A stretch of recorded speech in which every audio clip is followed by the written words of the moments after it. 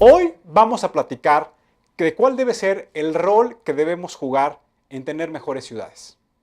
Como ustedes saben, la concentración de la población en las zonas urbanas, sobre todo en las zonas metropolitanas, es una de las principales tendencias del futuro de nuestro país. Mucho se ha platicado de que las ciudades se pueden convertir en detonadores de crecimiento económico, pero poco se ha dialogado de cuál debe ser el rol que debemos jugar los ciudadanos para que tengamos mejores ciudades, para que los servicios públicos que son parte de la vida cotidiana de las ciudades, como los sistemas de vialidad, como la recolección de basura, como el sistema de drenaje, como el alumbrado público, lo que hace que la vida sea mucho más sencilla, pero sobre todo mucho más eficaz y productiva, sean parte de la discusión de cómo tienen que crecer de manera ordenada las ciudades, pero sobre todo de cómo debe detonarse también de manera muy articulada, previendo todos los ordenamientos legales, el desarrollo inmobiliario que deben tener las ciudades. Hoy, una de las grandes tendencias en la discusión del urbanismo es que las ciudades deben crecer hacia adentro. Pero la pregunta es, ¿realmente estamos nosotros los ciudadanos listos para que las ciudades crezcan hacia adentro? ¿Realmente las ciudades tienen la capacidad para poder prestar de manera eficaz los servicios públicos que están demandando los nuevos habitantes? ¿Realmente los ordenamientos legales tienen mecanismos de transparencia y rendición de cuentas y somos los ciudadanos capaces de entender con toda claridad cómo tienen que aplicarse esas normativas de carácter urbano? Hemos invitado, como todas las noches, a Alfonso Rodríguez. Alfonso, muchas gracias por acompañarnos. ¿Cómo estás, Tulio? Muy buenas noches. ¿Qué nos puedes tú profundizar sobre lo que vamos a ver el día de hoy? Sí, es correcto. Hoy traemos algunas gráficas que se las pedimos prestadas al IMCO, que es el Índice de Competitividad Urbana del 2014. Y en este caso vamos a hablar de las 13 ciudades más competitivas en el país y de un estudio que hace referente a 78 ciudades del país, de las cuales solo 13 tienen los mejores estándares del país. Entonces tenemos que la primera que tiene los más altos estándares sin ser de clase mundial, que es la zona metropolitana del Valle de México, que es la primera. En segundo lugar tenemos a Los Cabos con una calificación, si así podríamos decirle, de adecuada. En tercer lugar a Querétaro, también con una calificación adecuada. En cuarto lugar a Monterrey. En quinto lugar a Cancún. En sexto lugar La Paz. En séptimo lugar a Saltillo. En octavo lugar a Guadalajara. En noveno lugar a Chihuahua. En décimo lugar a Hermosillo. En onceavo lugar a Aguascalientes. En doceavo lugar a Campeche. Y en treceavo lugar a Puerto Vallarta. Ahí, Alfonso, un poco tal vez habría que platicarles a nuestros amigos cuáles son las variables que integran el índice de competitividad urbana que ha venido desarrollando ya en una serie histórica bastante larga el IMCO. ¿Qué nos puedes platicar de cuáles son esas variables? Pues mira, una de las variables que el IMCO considera es el Producto Interno Bruto de cada una de esas zonas metropolitanas. Otra es el tipo de desarrollo urbano que pueden tener, o sea, el ordenamiento que tienen y cómo respetan las leyes y normas del desarrollo urbano. Sí, la calidad de la regulación, para utilizar un término técnico. Exactamente. El otro es también un tema de gobernanza que se refiere a la capacidad que tienen los gobiernos para ejecutar las políticas públicas que ellos desarrollan. Otro de los términos... Ahí también, perdón que te interrumpa, otro término técnico para nuestros amigos sería la gobernanza metropolitana. Exacto. Otro de los términos que utilizan es la atracción de inversiones y la atracción de talentos que puedan hacer que esas zonas metropolitanas o que esas ciudades puedan detonar un crecimiento económico mucho más alto. Y básicamente, bueno, son 90 variables las que consideran, yo las resumí en estos grupos, pero cada uno de esos se desdobla en más variables. Cabe ahí destacar que, como ustedes saben, hay una organización que es la CONAPO, que es la Comisión Nacional de Población, en donde lo que claramente nos indica que el sistema urbano de nuestro país está conformado por 59 zonas metropolitanas. Y si mal no recuerdo, lo que nos dice es que en 15 años, México va a ser el país con más zonas metropolitanas con más de 1 millón de habitantes. Entiendo que está estimando que vayamos a llegar hasta 20 zonas metropolitanas con más de 1 millón. Y eso lo que nos habla es de la complejidad que se va a vivir en México, no solamente para satisfacer con calidad los servicios públicos, sino también, como lo mencionas hace un momento, para que exista esa gobernanza metropolitana, en donde claramente estas zonas metropolitanas puedan estar articuladas bajo un esquema de desarrollo regional y puedan tener una capacidad de producción y de generación de riqueza que realmente satisfaga las necesidades de los ciudadanos. Bueno, la siguiente gráfica, Tulio, es una gráfica en donde se muestra cómo se compara la Ciudad de México, o sea, el DF, con otras ciudades. Por ejemplo, en productividad, la ciudad con mayor productividad es Los Ángeles, que es en Estados Unidos, en California. La segunda ciudad es Nueva York, la tercera ciudad es Chicago, la cuarta ciudad es Miami, la quinta ciudad es París. El DF se ubica en el lugar número 13 en productividad. En el dinamismo económico tenemos a la ciudad de Beijing en China, a Shanghai también en China, a Kuala Lumpur, a Mumbai y a Lima, Perú. Y tenemos al DF hasta el lugar número 22. En atractivo global tenemos a Londres como el primer lugar, Nueva York en segundo lugar, Tokio en tercer lugar, Singapur en cuarto lugar, a Hong Kong en quinto lugar y a París en sexto lugar. A la Ciudad de México la tendremos en el lugar número 20. Como facilidad para hacer negocios, tenemos a la Ciudad de Singapur, a Hong Kong, a Nueva York, a Kuala Lumpur, a Seúl, en sexto lugar a Londres, y tenemos a la Ciudad de México en el lugar número 17. Claramente ahí lo que podemos observar en esta gráfica es que los países asiáticos han dedicado gran cantidad del crecimiento del Producto Interno Bruto al destino de las ciudades. Es primero la infraestructura y después la población. Y aquí es un concepto distinto.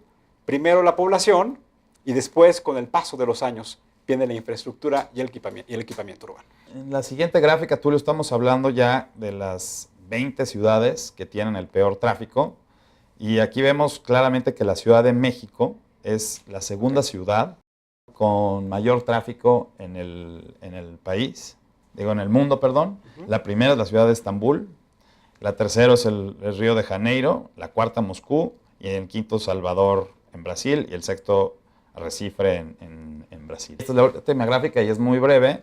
Y muy interesante, son las horas hombres perdidas en el tráfico. Y aquí estamos hablando, por ejemplo, que en la zona metropolitana del Valle de México, en 2007, un recorrido promedio de 53 minutos y en el 2009 subió a 1 hora 21 minutos. Si podemos hablar en términos comparativos con Nueva York, un trayecto proyecto es de 38 minutos, y hablando en términos de salario por trabajadores, equivale a 11 o 12 días de salario por trabajador y entre 4 y 12 líneas de Metrobús. También alguna vez leímos una estadística en donde decía que una persona que tiene 40 años viviendo en la Ciudad de México, de acuerdo a ese conteo, le dedicaba 3 años de su vida al tráfico. Alfonso, muchas gracias. Nos vemos en la próxima emisión de este programa. Muchas gracias a ti, Tulio. Buenas noches. Estamos hablando de cómo los ciudadanos podemos jugar un rol mucho más activo para tener mejores ciudades. Y hoy me da mucho gusto que nos acompañen ciudadanos como cada uno de nosotros que nos ven, que han dado parte de su tiempo libre, a pesar de las actividades profesionales que llevan a cabo, para tener una mejor ciudad y que han tenido también la capacidad de articular a otros ciudadanos para que juntos puedan llevar a cabo proyectos que contribuyan a que todos vivamos en comunidades mucho más armoniosas. Esos son parte de Suma Urbana. Y me gustaría presentarlos por una parte Josefina MacGregor. Buenas noches, Josefina. Buenas noches, encantada de estar aquí. Muchísimas gracias. Francisco Escamilla, que también nos acompaña de Suma Urbana. Muchísimas gracias por la invitación. Y por otra parte, Vicente Flores, que está en organización de sociedad civil en Coyoacán, porque también es parte de este colectivo de Suma Urbana. Buenas noches, muchas gracias por la invitación. Pues para iniciar, me gustaría preguntarle a cada uno de ustedes qué significa, y vamos en este orden, ser un buen ciudadano. Yo creo que un buen ciudadano significa no vivir como los demás quieren que vivas, sino vivir como tú quieres vivir. ¿Qué quiero decir con esto? Yo inicié la vida más activa en la participación ciudadana cuando de pronto en tu casa, en lugar de barrer afuera hojas, de pronto barras condones. Y de pronto te quieres estacionar y hay un acomodador que en tu casa nunca había existido y te cobra 50 pesos cuando llegas a tu casa. Y de pronto quieres dormir en la noche y resulta que hay un audio que no sabes de dónde viene y no te deja dormir. Y de pronto identificas que eso es un antro nuevo, un antro en un lugar donde no se puede, en una colonia donde no se puede, que modifica toda tu vida y te das cuenta que ese antro nació ahí porque se violó una ley, la ley de uso de suelo. Y entonces te das cuenta que para poder recuperar la paz que la ley te da a ti, tienes que involucrarte y entender qué está pasando. Y al entender qué está pasando te das cuenta que es una violación de una ley, te das cuenta de que tienes que meterte a la ley, cosa que nunca has hecho como ciudadano común y corriente, pero te das cuenta que al hacerlo puedes incidir y de pronto te unes con otros vecinos de la colonia y de pronto te das cuenta que si te metes y aprendes, porque lo primero es aprender y entiendes, puedes incidir a la forma en la que todos queremos vivir bajo un Estado de Derecho. Francisco. Bueno, complementando lo que dijo Fina, yo pienso que ser un buen ciudadano, además de cumplir con las obligaciones, implica involucrarse en dos aspectos.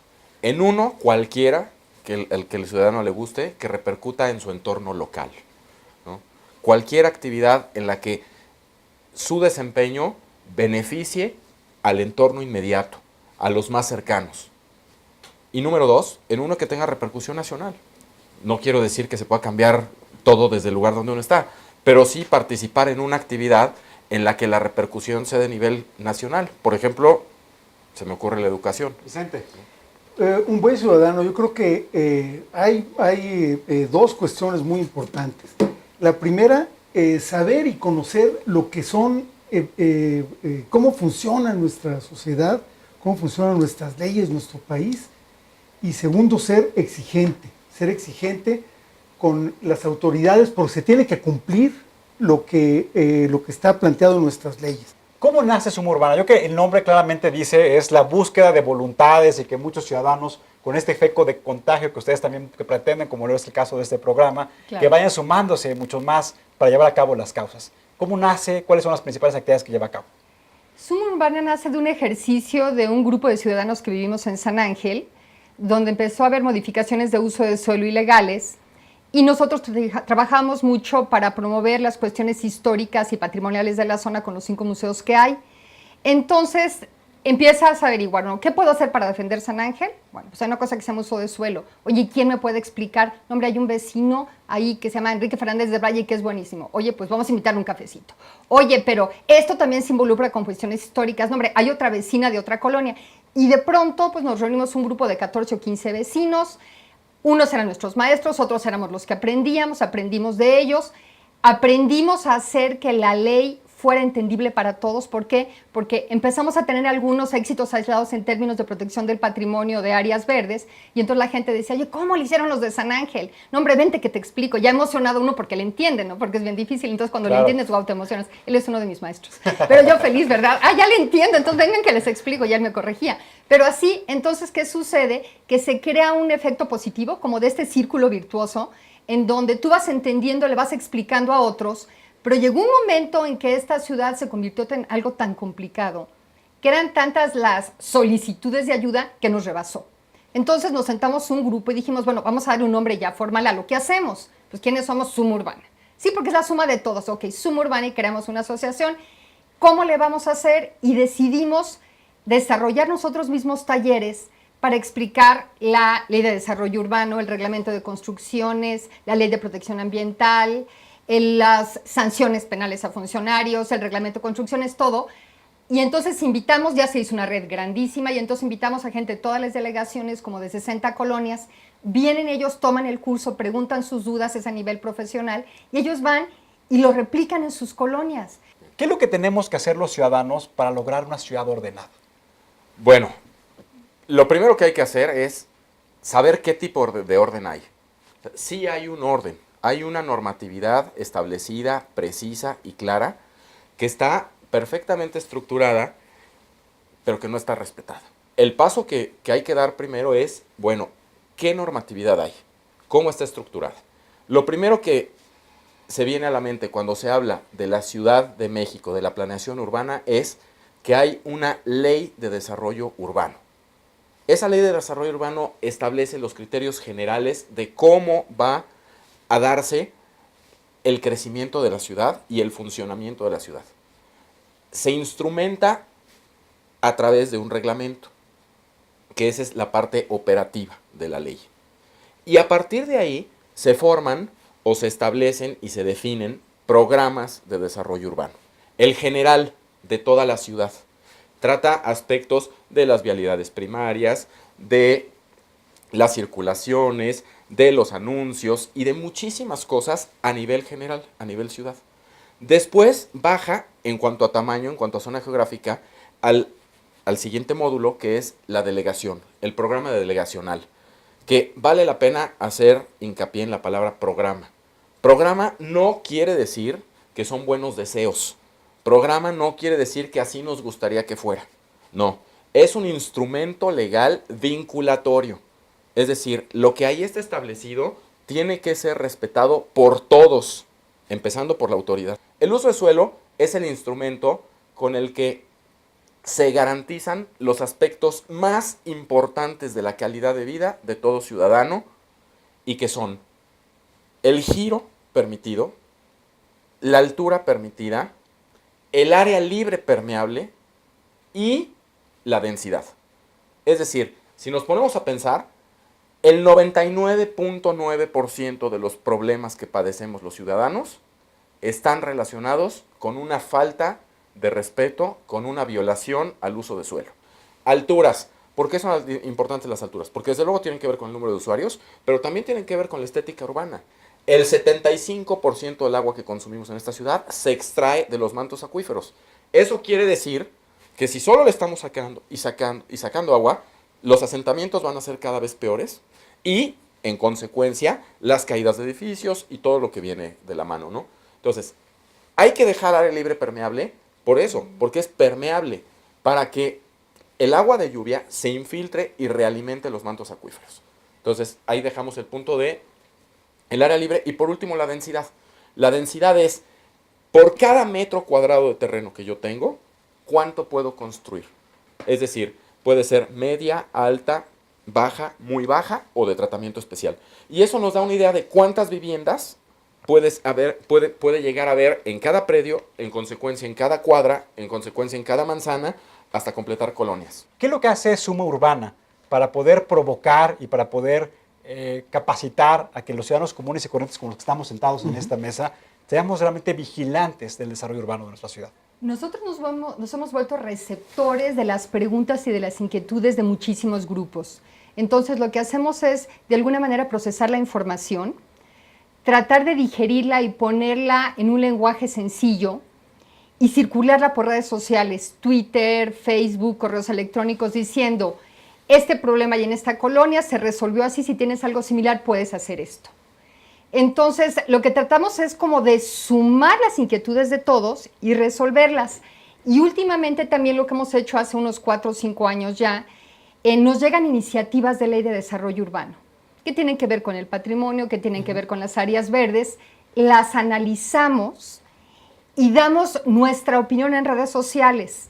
Por ahí dicen que quien hace la ley hace la trampa, no es un dicho conocido, pero bueno, yo no estoy diciendo eso. Lo único que quiero decir es que muchas veces al hacer esta revisión ciudadana, pero por parte de gente muy experta como ellos dos que tienen pues una vida profesional en este ámbito, logras identificar aquellos puntos de la ley que te pueden llevar a lagunas legales que posteriormente derivarán en problemas con el ambiente, con destrucción del patrimonio, con el uso del suelo, con la vialidad, y lo alertas antes de que esa ley sea aprobada. Entonces, lo que hacemos es tratar de analizarlo desde un punto de vista técnico, bajarlo al lenguaje del ciudadano y que el ciudadano vaya con su asambleísta, que para eso son, a decirle su opinión de lo que está puesto en la mesa para aprobar.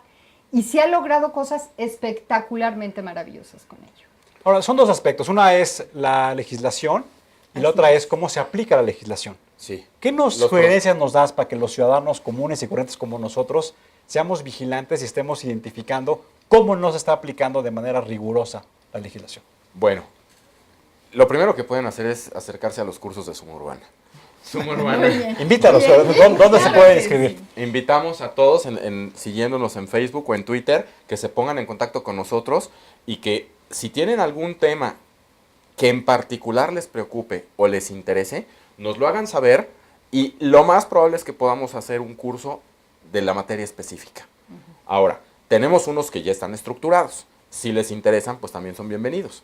¿En qué consisten? Uno, desde cómo pedir información a la autoridad, conocer la legislación vigente, conocer los procedimientos para hacer trámites, entender cuál es el mejor papel o la mejor manera de articularse entre distintas asociaciones ciudadanas y así sucesivamente, porque de repente hay esfuerzos aislados. Por ahí están algunas asociaciones de Polanco haciendo una lucha valiosísima que no encuentra eco por falta de comunicación con otras asociaciones. En general, conocer la legislación y, como segundo punto, consultar en la página del Gobierno del Distrito Federal los trámites obligatorios, que es un punto importante, porque los trámites obligatorios son normalmente 5 o 6 y las autoridades se dejan pedir más para confundir y para invitar al desorden.